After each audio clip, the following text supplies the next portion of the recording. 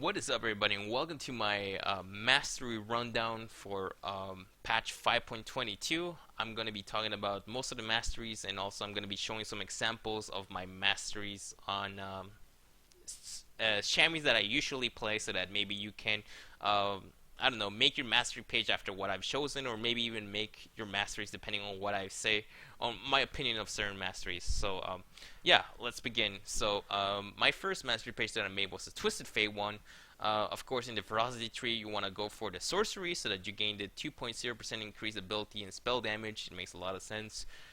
You want to go for the Feast mastery because usually in lane you want to gain you want to heal yourself up a little bit while you last hit. Even though Feast has a 20-second cooldown, like it's still a pretty good mastery compared to what it was before. And yeah, it's a pretty solid choice because the other choice is Double-Edged Sword, which is basically for a ranged champion. You deal and take an additional 2% damage.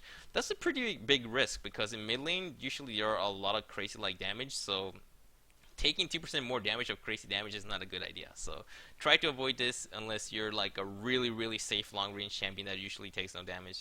So yeah, usually tend to avoid this, but sometimes it's actually worth going for Double-Edged Sword. But in this fate, I mean in this case where I'm playing Twisted Fate, Double-Edged Sword just doesn't make that much sense. And then of course going for the natural talent for the extra attack damage and ability power at level 18.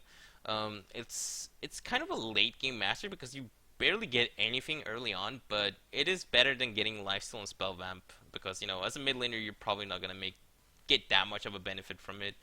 And then I also went for Oppressor because the Bounty Hunter mastery is basically you gain 1% increased damage for each unique champion that you've killed in a game. So this means if you kill the top laner, you gain 1% increased damage to everything for this kill. So if you kill the jungler, that means you gain 2% increased damage. So if you kill the enemy mid laner, you gain 3% increased damage, and you get it. Like you kill the 80 carry the support, and it goes up all the way to 5% increased damage. So 5% increased damage is more than Oppressor's 2.5. But you gotta remember that Bounty Hunter requires you to actually get kills on the enemy team, and sometimes you can't guarantee you're gonna be getting kills. Sometimes people are gonna kill steal you. So you're not gonna always get the full benefit from Bounty Hunter. So Oppressor just makes a lot of sense because dealing 2.5% increased damage to targets that have been hit by crowd control. So like Twisted Fate already has his stun card and then the slow card.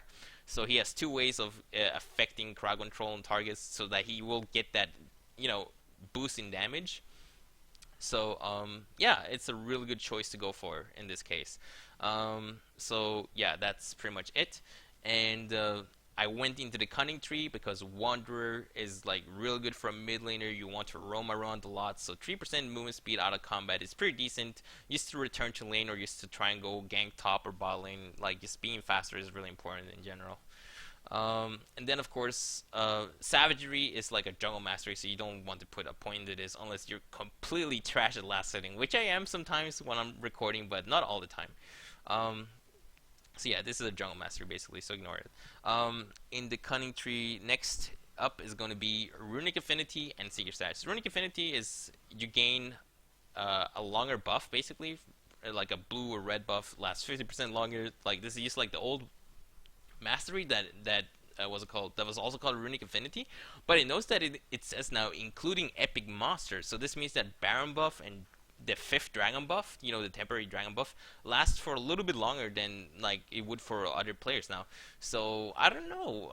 I don't think that's worth to put points into Runic Affinity, but I guess if that's your thing, like I guess you can go for it. But I honestly would not recommend it, especially because as a jungler, you kind of almost always are guaranteed as a to be having these buffs. But as a mid laner, sometimes things happen. Your jungler doesn't want to give away the blue buff, or your blue buff gets stolen. So like Runic Affinity sometimes is just a waste of a point. So I feel like going for it over Seeker Stash is a mistake because Seeker Stash is basically the Biscuiteer mastery and the improved potions mastery in one mastery. So that like this is a really strong mastery point.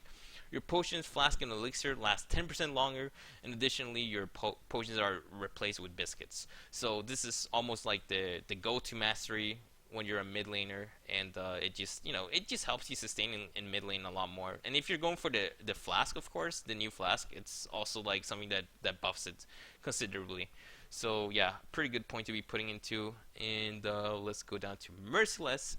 So Merciless is pretty much deal 5% increased damage to champions below 40% health, and this is a mastery that makes a lot of sense on burst champions. Basically, you deal a lot of damage to someone with your entire burst combo, and they're down to like 40% health or lower. This means that next time your burst combo is ready, you're gonna be dealing even more damage. So even if they have like some healing effect or a shield or whatever, you're gonna be dealing more damage to them, and it's just more likely that you're gonna actually just execute them on the next burst combo.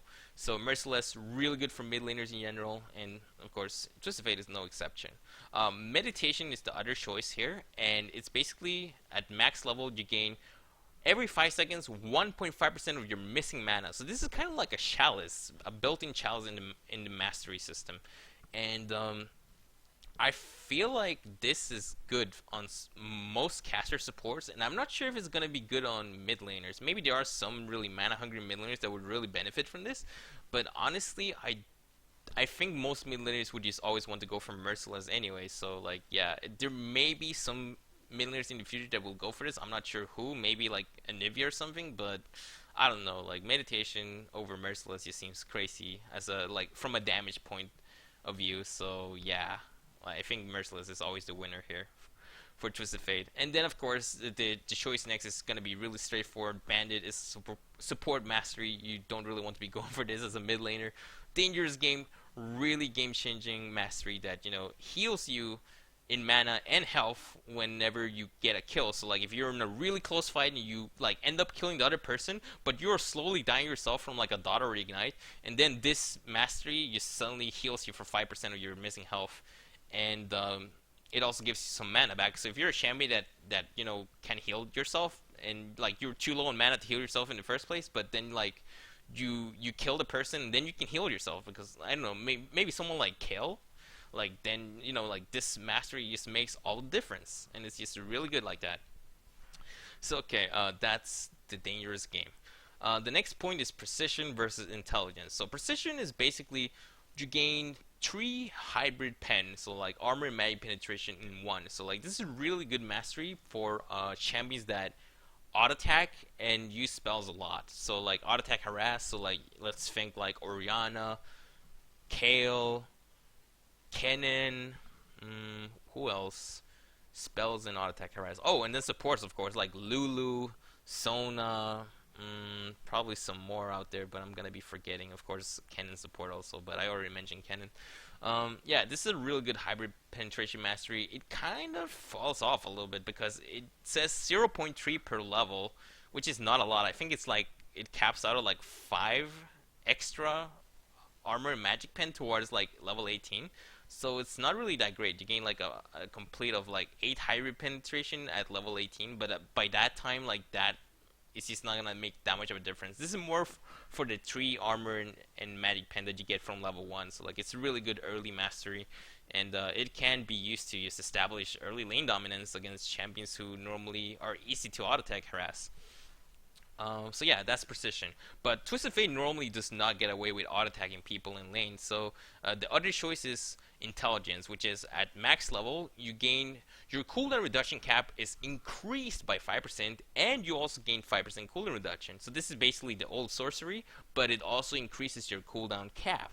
And at first I thought, increasing your cooldown cap by 5% is like not a big deal at all. It's kind of crappy, in fact. And then I was thinking, right, like, the champions that benefit the most from CDR in this game are usually the ones that have really big cooldowns on their spells. So usually it comes down to ultimates, and then I realized like champions that probably would benefit the most from this would be like global ults. So Karva's ultimate, Soraka's ultimate, Twisted Fate's ultimate, and these are typically the only champions that are gonna ever get this deep into the cunning tree. Like Shen ultimate, like I don't know, like it would probably benefit a little bit from this, but I don't see a Shen ever going this far into the cunning tree. So yeah, intelligence almost always a given choice to go for a Twisted Fate. And then there's the Keystone Mastery. So the Keystone Masteries are basically the last point in a tree, in a mastery tree, and they are really like, I wouldn't say they are game changing, but they're very impactful in some kind of way because they really give you a considerable boost. And I feel like these keystone masteries really come down to the fact that in the past, people have really thought that masteries were really underwhelming, felt like they almost did nothing because they're really like subtle changes that improve the what's called your champion a little bit, but not by a lot. The Keystone Masters are actually very different. They are usually very strong, and like they will actually do a difference when you're trying to fight people or just win the game basically. So the first mastery, Storm Raider Surge, is actually I think the most underwhelming mastery because what it does is every time you deal 30% of a champion's max health within 2 seconds, you get 35% movement speed for 3 seconds. So this is technically uh, like a phage. Like when you auto attack somebody, you gain movement speed. But the thing is, you have to deal 30% of a champion's maximum health within 2 seconds, or else you will not get this movement speed at all. And like 35% for 3 seconds is actually a lot of movement speed. So it is a very decent boost.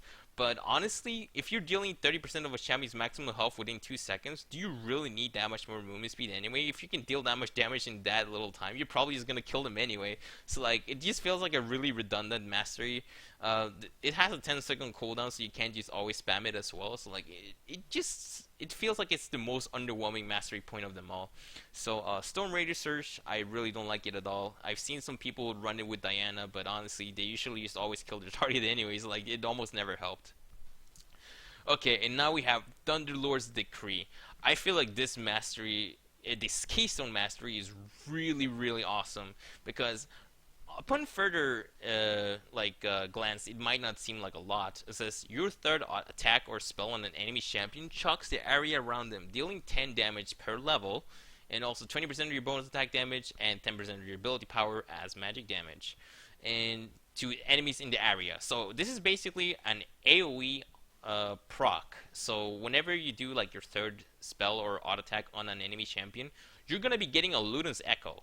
And you'll be like, what? Luden's Echo? But it says it only deals 10 damage. But it says 10 damage per level. So this means when you're level 10 with your champion, this mastery is actually going to be giving you 100 extra magic damage as a part of your burst combo. 100 damage at level 10 is a lot of damage. So this helps out a lot of mid laners to just finish off their targets basically, because 100 damage sometimes it's just when some people just get away with like 50 or 10 health and it's like, oh my god, why didn't they die? And then it's like, oh, Thunderlord's Decree, now it's guaranteed that they're gonna die most of the time when you're doing like your full burst. So this mastery really did improve like burst champions such as Kassadin, Veigar, Syndra, Twisted Fate, just any champion basically that deals a lot of burst damage. Even Zed and Talon make use of this mastery. Even though it's magic damage, it does scale of AD, and it just makes it so that like it guarantees the kill. So it's just a really really good mastery for a champion that just want to kill fast. It does have a 30-second cooldown, but honestly, if you're a burst champion, you're not like gonna be having a really long sustained fight anyway. You just want to have like these really quick fights that are over in like 2 seconds. So 30 seconds is it's fair considering how strong this mastery is, and like the fact that it scales pretty decently with AP. It's like it really is like having a second Luden's Echo, but except that you're just getting it from your masteries for completely free. It's like it's mind blowing how good this mastery point is. It actually is. And this is a point that you will probably go in as well if you're a support that is like a caster damage support, so someone like Annie. So yeah, or even Blitzcrank sometimes. So it's just a really flexible mastery that is really good. It just adds to burst. The other point in the cunning tree, the keystone mastery, sorry, is Wind Speaker's Blessing, and it is whenever you heal or shield, they are 10% stronger.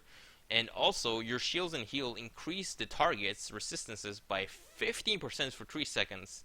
So, this means that when you're healing a tank that is like slowly dying, you're also increasing their armor and MR that they've already built out to be even stronger. So like they become even harder to kill. So this kind of reminds me of like the old Soraka W, where like you would heal someone and you would give them armor as well. Well, now you're also giving them MR. You're probably not gonna give them as much armor as you did back then, because this really relies on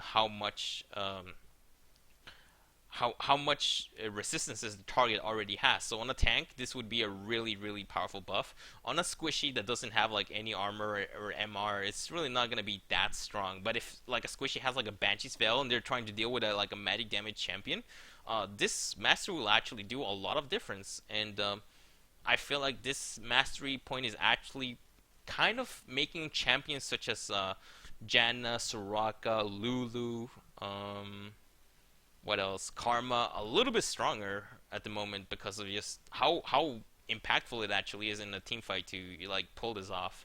So Wind Spear's Blessing, really powerful mastery, but obviously not something you want on Twisted Fate. So yeah, I'm done talking about this Twisted Fate mastery page. Didn't really dip into the resolve tree. Didn't really make much sense to be honest. So yeah. Okay, so let's go to the Hecarim page. So this is my Hecarim page. I went for attack speed, obviously, because ability power and increased spell damage doesn't make that much sense. I went for the feast as well because killing a unit and get 20 health is quite a bit in the early part of the laning phase. It just makes sense as Hecarim because sometimes you're just taking damage from a ranged champion, so 20 health is nice.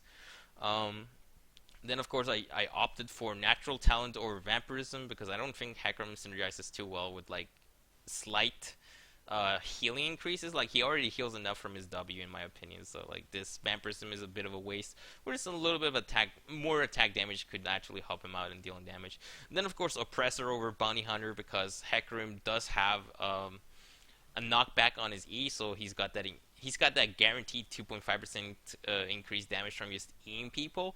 And then of course when he ults people, he does give a small fear. So like for that little window of time when you get like a 1.5 second fear on somebody, you actually have 2.5% increased damage to that target that you feared. So Oppressor, pretty good mastery on Hecarim in my opinion. And then of course you go for the battering blow so that you get the armor penetration instead of magic pen because most of the damage Hecarim deals is physical damage. So armor penetration is the way to go. Now, in the Keystone Masteries for Ferocity, this is actually kind of like a different game because I noticed the Ferocity Masteries, all of the Keystone Masteries were actually really like useful. So the first one is called Warlord's Bloodlust, and this is basically the reason why crit champions at the moment are considered really overpowered because this mastery lets it so that whenever you critical hit somebody, you heal for 15% of that damage done. So it's kind of like a 15% lifesteal on your auto attack or on your crit, sorry. And you also get 20% attack speed for 4 seconds. Do you understand? You are getting sustain and you're also getting a damage buff through this mastery. This mastery is giving way too much, and it only has a 2-second cooldown. Like 2 seconds is a really short time. If you're playing someone like Yasuo, you're gonna be proccing this almost every 2 seconds in a team fight because you're gonna be spamming your Q and you're always guaranteed critical hits. This mastery is really overtuned in my opinion. It probably is gonna get nerfed in some kind of way. I don't know how they're gonna do it. Maybe they're gonna reduce the healing that is done. Maybe they're gonna reduce it to like 10% instead of 15%. Maybe they're just gonna get rid of that attack speed buff, which in my opinion is like overkill almost. Or they're just gonna increase the cooldown, so instead of just every 2 seconds, it's gonna be like every 10 seconds or even like 12 seconds, something like really brutal. But right now, like crit champions are just healing themselves so much, and this is kind of like why the reason 80 carries have stopped going for like early lifesteal, and they're just going straight into like critical hit items. Like they're going like static shiv into the hand cannon thing, the raging fire gun, whatever it's called, into Infinity Edge, and that's like almost like the standard 80 carry items for auto attack heavy champions. So like they're just abusing this mastery so much because they feel like they don't need to build lifesteal as long as they have this. So yeah, ridiculously strong synergetic mastery that is really good for champions that have crit chance. So basically any 80 carry that builds crit. It also works for Tryndamere, who has built-in a critical hit chance into his Fury or Rage or whatever it's called. And then of course Pantheon does have his built-in critical hit whenever he like last hits something or like he's about to execute something. I believe like 35% health or lower, it's always going to be a critical hit. So like he can use Warlord's Bloodlust in laning phase really well. Every time he last hits, he actually heals himself for 15%, and he also gets attack speed of course, so that he can just kill you after last hitting something. So yeah, ridiculous mastery. Keystone Mastery probably gonna get nerfed. Almost 100% gonna get nerfed somehow. I'm pretty sure. But okay, for Hecarim, I did opt to get the Fervor of Battle, and this is your basic attacks and spell grants you a stack of Fervor, which is something that lasts for 5 seconds, and it goes up to 10 stacks. Each stack of Fervor adds 1 to 8 bonus physical damage, depends on your level, and this extra bonus damage is only to your odd attacks. So like this is a really good mastery on 80 caster champions that basically are never gonna build a crit chance. So this works on Hecarim. I guess it would work pretty well on someone like Darius as well. Probably on Riven too. This would be a good mastery because Riven spams a lot of spells and she does auto attack in between her, her key spam. So yeah, Fervor Battle really good on Riven. Probably also good on someone like Irelia. Like you kind of get the idea. It has to be a champion that auto attacks a lot, and uses their spell in between auto attacks too. So Gnar, I guess as well, is one of those potential like picks for the Fervor of Battle. Oh, and Kel. I've been seeing a lot of Kel running this mastery, and also been seeing some Seds, but there's also another Keystone mastery that some Sed players seem to be using. So yeah, that's the Fervor of Battle. It's kind of like the weaker brother of Warlord's Bloodlust, because while Fervor of Battle is technically a lot of damage, I initially thought this was going to be like the 80 carry master Keystone to go for, but the fact that just Warlord's Bloodlust gives you so much, it's just like it doesn't even compare to Fervor of Battle. So unless your champion does not critically hit consistently, like there's no reason to go for Warlord's Bloodlust, and you should just go for Fervor of Battle anyway. And the last Keystone Mastery in the Frosted Tree is the Deathfire Touch. The Deathfire Touch is basically something that you should be going for if you're an ability, a magic damage based champion that always deals damage. So this is someone like Vladimir or Cassiopeia or Rice. Like these are sustained damage champions. Like they can always keep this dot on people. So like they're always like dealing extra damage. So like the fact that they're constantly dealing damage means that this dot is always going to be ticking for more and more damage over time. So like it just makes it so that killing people just happens that much quicker. Of course, you can always argue that Cassiopeia and Rice may want the Thunderlord's Decree more, but I think on Vladimir you would actually want the Deathfire Touch more. So like, yeah, I think there's some testing to be done to kind of figure out which champion will make the most out of the Deathfire Touch. I think Rumble would be one of the champions that actually benefit a lot from this because, the Flamethrower, like you can pretty much always keep it on somebody and you're going to be burning them for even more thanks to this mastery. So, yeah, it is an interesting Keystone Mastery. Definitely a little bit underwhelming compared to the Thunderlord's Decree, but I think over time, like because Thunderlord's Decree has a 30-second cooldown and this has 0 cooldown, Deathfire Touch probably deals more damage. But I haven't run the math, so I can't tell for sure. But I do think Deathfire Touch has more damage overall. Basically, DPS versus burst, right? Yeah.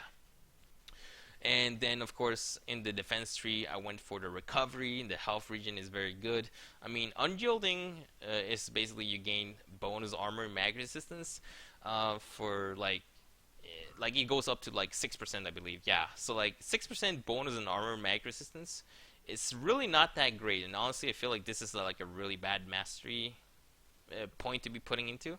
So I tend to leave unyielding. I don't know. I don't even think on Malphite this would be like a really good mastery tree to go into because it basically requires you to have armor and MR like items to even make use of this. So sometimes you're not gonna get to that point fast enough, and that's when like recovery will actually be making an impact in the game because even if 2.0 health region is not a lot, it is still something. And when you couple up together with health pots, it's actually gonna be healing yourself to full health that much quicker. And then of course Explorer versus Tough Skin. Explorer is the clear like choice for supports. As Hecarim, you're not really gonna be running through the river or brush too much. I mean, sometimes it might happen, but I don't think it's worth it. So just getting Tough Skin to get less damage from champions and yeah, like it just basically means you take less harass in lane from maybe like a range champion that is really annoying. Then Tough Skin is like it's just gonna save you so much damage.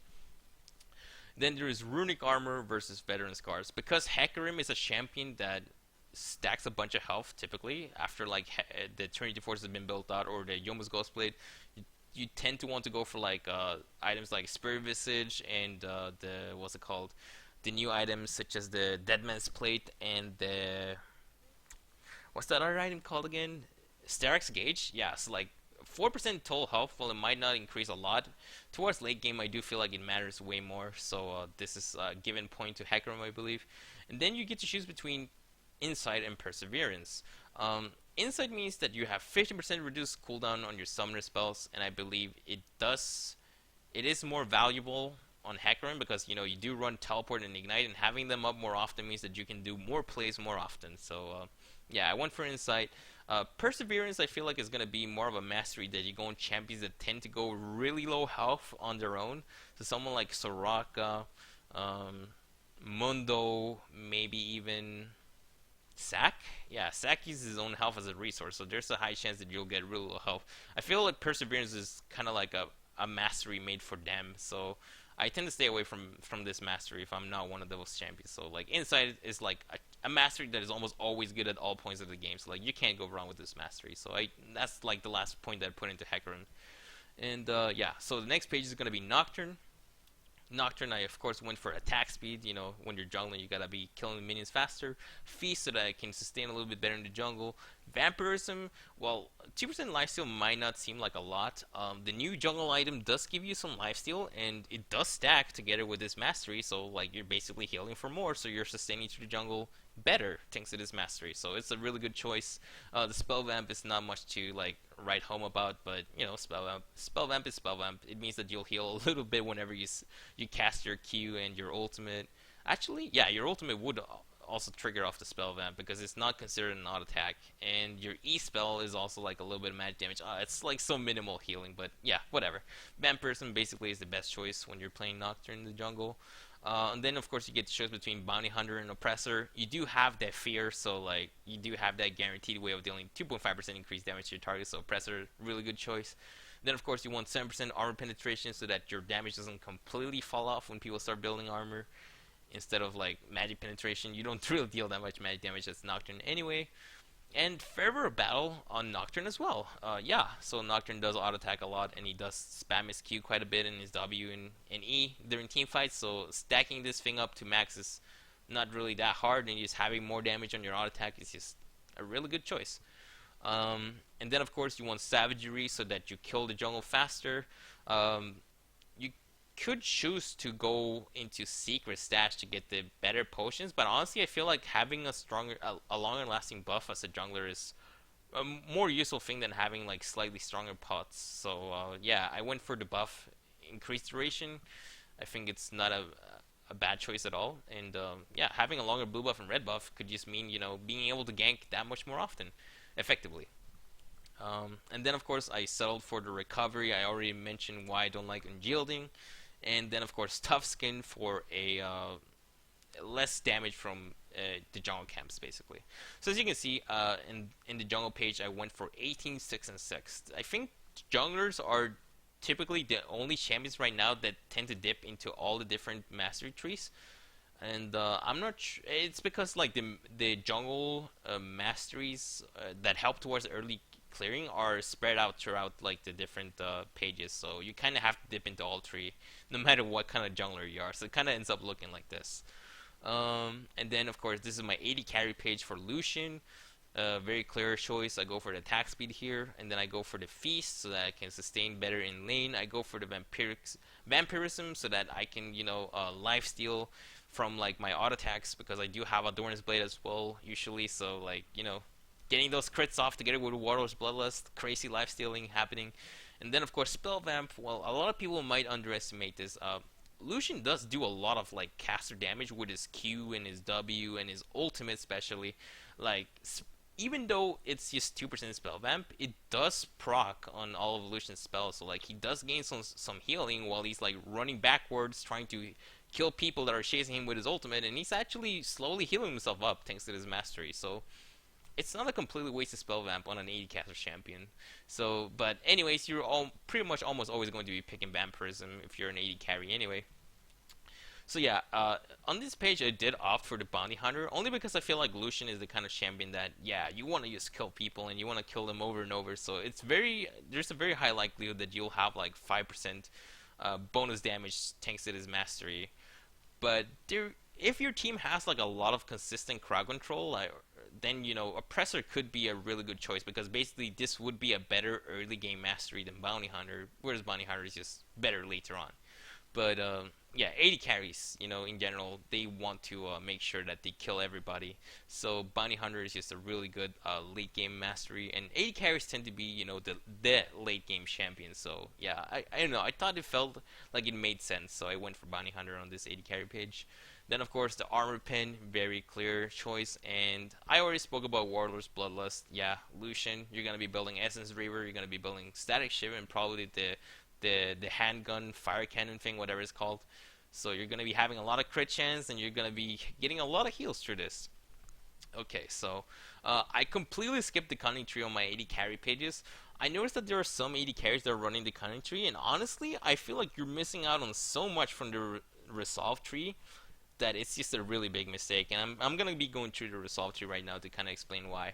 The recovery, of course, it's not that great, but it is something for the laning phase when you're like just trying to farm up. Basically, it's a little bit good. Unyielding would be a complete waste on a 80 carry that pretty much doesn't really build any armor or MR. And then of course you go for tough skin so that you win trades a little bit more early on. Like taking 2 less damage might just mean the difference between you killing the other person before they kill you. So tough skin, pretty much important. And then I go for runic armor or veteran scars. I feel like this is a mastery that a lot of people are really messing up on. Veteran scars is total health in percentage. The old veteran scars was flat health, so you were always getting like a decent amount of health whenever you used this point in the last season, but now it works differently. It is percentage health, so unless you're stacking a lot of health, you're not going to be getting much returning from this. And runic armor is actually really good for an 80 carry because this gives you an 8% bonus to all shields and healing on you. This includes lifesteal and regeneration effects. So when the support starts healing you with their crazy wind speaker buff, whatever thing is called, you're gonna be getting that much more. And when you're lifestealing from just your own lifesteal, you're gonna be healing for more. So like runic armor, really like straightforward choice that you should be going for as an 80 carry, like almost every time. So yeah, it was a pretty good choice in my opinion, and so far it hasn't really failed me. I feel like I'm healing a lot in these fights. And then of course you get to choose between perseverance and insight, and I feel like insight is the really given choice because you want to have your flashed up more often. You also want to have your heal up far more often so that it kind of comes through in those situations when you really need to have them back up as soon as possible in team fights and whatnot. So insight, really good mastery in my opinion that you can't really go wrong with. So it was pretty much a given that I would go for this. So yeah, that was the 80 carry page. I felt like it was pretty straightforward. I know some people like the cutting page on 80 carry, but honestly I feel like it's a mistake. I feel like I pretty much given enough reasons, like just the runic armor and the insight is just reasons enough to just trump over something like dangerous game and merciless. So yeah. Okay, so this is gonna be my Shen page. This is kind of like my tank mastery or tank support mastery page. So let's start with the cunning page. I go for Wanderer, of course. As a support, you want to be roaming around a lot, so it makes sense to go for this. You don't really need the extra damage against minions and monsters, so waste of points, pretty much just jungle mastery. Of course, you want to go for the secret stash because you're not probably going to be ever getting a buff as a support unless you're like killing somebody. So yeah, secret stash just so that you have a stronger health pod is really important because now as a support you can only fit in 3 health pots on your first like road to the lane. Like you can only have 3 health pots, and that's like very little. So having your health pots become stronger is like a pretty big deal. So secret stash pretty much every time you're playing support. And then of course this is like a little bit of a controversial choice, but not really that controversial when you think about it. I went for merciless over meditation, but this is because it's Shen, right? So Shen doesn't use mana at all, so like this meditation mastery is completely useless. At least with merciless I can deal a little bit more damage when we're like getting into a really close fight to help my carry kill the other carry or support or whatever. So yeah, I opted for merciless in this case just so that I could get this point, which is the bandit mastery. Bandit mastery, really important so that you can get like a secondary gold income other than your item, and you gain 1 gold for each nearby minions that are killed. So like yeah, it's just really good gold income that is just not your item basically. Yeah, and you don't want to get Dangerous Game. I mean, Dangerous Game is pretty good, but uh, typically you want this mastery on a champion that really needs to stay alive in a team fight, and generally Bandit will just be more value to you as a support because you're not going to be getting last hits on your own. So most of the time at least, so Bandit is just good for supports. And then in the resolve tree, okay, so in the resolve tree, I went for the 2.0 health regen per 5 seconds. Of course, Shen does regen from his Q, so there's a little bit of synergy, not that much really, but still. Always go for recovery over on shielding basically, and then I actually opted for tough skin over explorer, and this is because Shen tends to get harassed a lot in lane because he's like he's not very long range, he's a melee champion, and when he taunts people he is going to get, you know, auto attacked, so it just makes a lot of sense to go for tough skin over explorer. Plus 12 movement speed in bush and river might be a thing for supports, but I don't feel like for Shen it's like more valuable than tough skin. So always tough skin for Shen basically. And then of course Chen doesn't really need to heal himself that much more, so runic armor is kind of silly. Veteran scars really valuable because the support you're going to be building a lot of health anyway, so veteran scars just increases your total health pool. Really good mastery point. Insight over perseverance. So I kind of thought about this for a while, but I felt like, you know, having your exhaust and flash up more often as Chen is really important because, you know, as Chen you want to do the flash taunt combo a lot, so it's just really good to have the flash up more often. And of course having your exhaust and ignite up more often to, you know, win some trades can also be a really good thing. So inside can't really go wrong, like I always say. Good point. And then there's swiftness and legendary guardian. So this is going to be my first time talking between these two masteries. Swiftness is basically inferior version of Merc Treads. It gives you 15% tenacity and slow resistance. This is really good on champions that really just want to chase down people and make sure that they really get to them. So someone like Irelia would probably benefit a lot from something like this, but I feel like this is far too deep into the defense tree for it to be worth to Irelia to actually go for this. So I feel like swiftness is kind of like a dead mastery because what Legendary Guardian is like so much better. Basically, Legendary Guardian is Wukong's passive, and it's like you gain 3 armor and mag resistance for each nearby enemy champion. So this is in a big team fight when you're like Chen and you're taunting in, you're getting 3 times 5 armor and mag resistance, and that's a lot. That's a lot of free stats that you're getting, and also in laning phase you're always going to be getting 6 because you know, there's always going to be a support in 80 carries. So Legendary Guardian is a really good mastery, I feel, and it's something that you should probably always go for when you're speccing this deep into the resolve tree. Okay, time to talk about the last keystone masteries of the resolve tree. And okay, so the first one is Grasp of the Undying. I feel like this is actually secret OP, but it's something you want to be building on like a solo top tank or even like a jungler that goes tank. Basically, it is every 4 seconds in combat, your next attack against an enemy champion steals their life equal to 3% of your maximum health. So this means that the more health you have, the more damage you will be dealing and healing to yourself. So this is actually really powerful for tanks, a really powerful mastery. It is more of an offensive thing rather than a defensive thing. Like, it's more offense because I saw earlier in one of my solo queue games, a Malphite was completely wrecking face with his mastery, and I was like, what? How is he dealing so much damage? And I noticed that he didn't build that much armor. He mainly focused on health, and he was like, yeah, this Keystone Mastery is really overpowered. And I was like, what? Are you serious? And, you know, the more I looked at it, I realized, like, wow, that is technically like a Titanic Hydra, except that you don't need to build a Hydra, and, like, you're getting rewarded for building tank. So, I don't know. Maybe tanks are gonna come back again, just thanks to this little mastery. I'm not sure. But I can totally see someone like Mundo, Sack, or even, I don't know, like, just those really, like, big health tanks out there would really benefit a lot from running this mastery because I feel like it's really being like overlooked right now and people are just looking at other masteries, but definitely like not a game changing mastery but a really powerful mastery.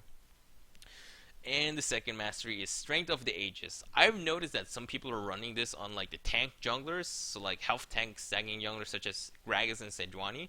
It is every time a large monster or siege minion that you or nearby allies kill grant you 20 health. And so like it heals you for 20, and it also gives you a 10 permanent health. So like you get 10 permanent HP every time you last hit a big jungle creep, or a siege minion is being last hit around you, or you last hit it. So this means it's a stacking health buff basically. So it goes up to 300 max. 300 health is something that you get from like a giant spell, which is like 360, 380 or something. And a giant spell costs 1,000 gold. So this mastery pretty much has like almost 1,000 gold of value. So this is after you stacked it, of course. At the very start, this mastery is pretty much gonna be nothing. But having 300 extra health is actually quite a bit. So I don't know. This might be like the new standard for like Cinderhulk junglers, but I don't know. Like I feel like the Undying Grasp of the Undying is like secret OP right now, and maybe people are gonna start like using this more. I can even see this being good with Gragas, by the way. So I don't know. My opinion is actually starting to change a little bit the more I think about this Keystone Mastery. I really have to experiment more with this, see what it's like. Anyways, but because this is a Shen support page, Bond of Stone is the one that makes the most sense. So okay, Bond of Stone is like really good for a tank support. Basically, it gives you 4% damage reduction. So like you're gonna take 4% damage reduced every time. But while you're near an ally, this damage reduction is doubled, so it's 8% damage reduction. And also, 8% damage that the ally near you is taking is actually dealt to you instead. So like you're absorbing 8% damage from an ally, and they're taking less damage because you're basically right next to them. And this is really good because this means you can keep your carry champions alive for even longer as long as you stick close to them. And as Shen, this makes so much sense because you know when you ult on top of somebody, you're gonna end up right next to them, and this means that the Keystone Mastery is gonna be effective immediately.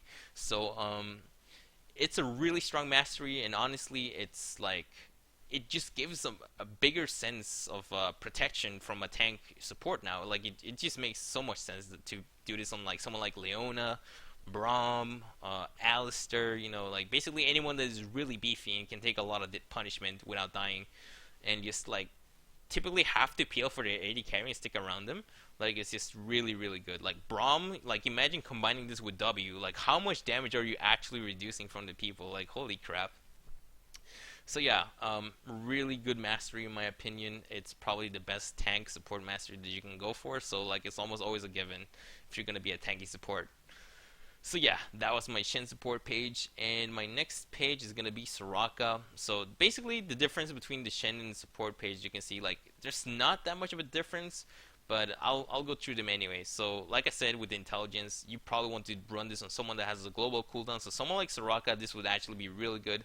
Soraka, you do auto attack quite a bit, but there's not as much aggression, so precision doesn't make that much sense to go for on Soraka. So intelligence is really the best choice to go for. Is having cooldown reduction early on to just have a lower cooldown ultimate.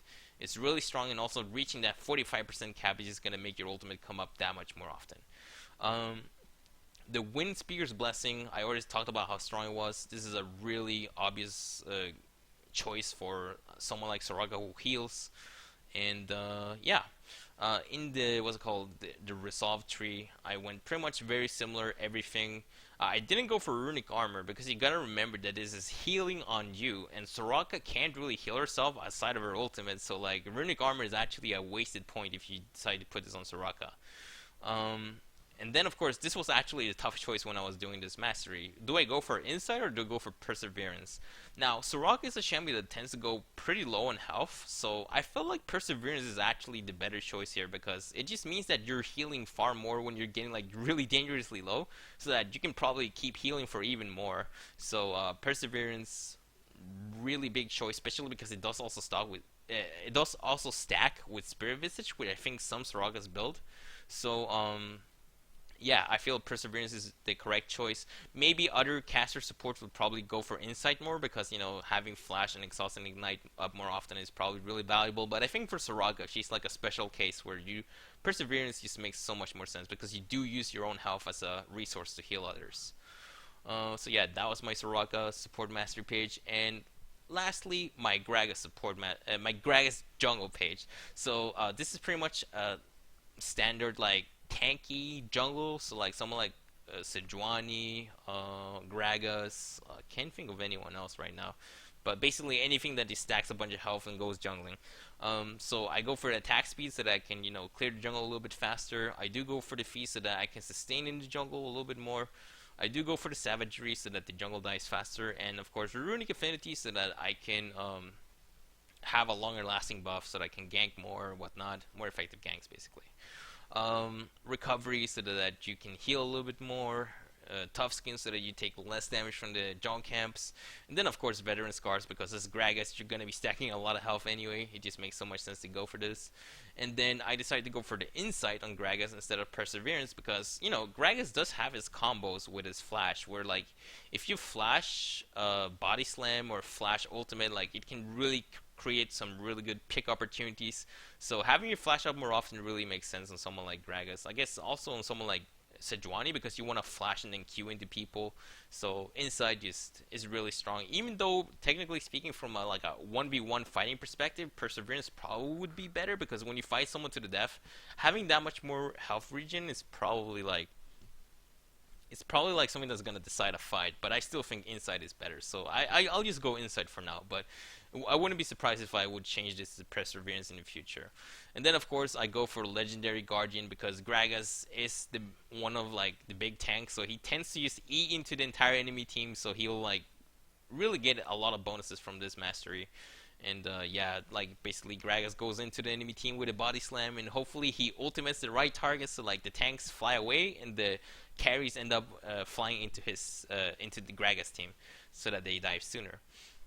Now, here's the thing, right, where I actually am starting to change my mind a little bit over what to go for. Strength of the Ages on Gragas does make sense because of the extra health does make him more tanky and does make him heal more from his passive.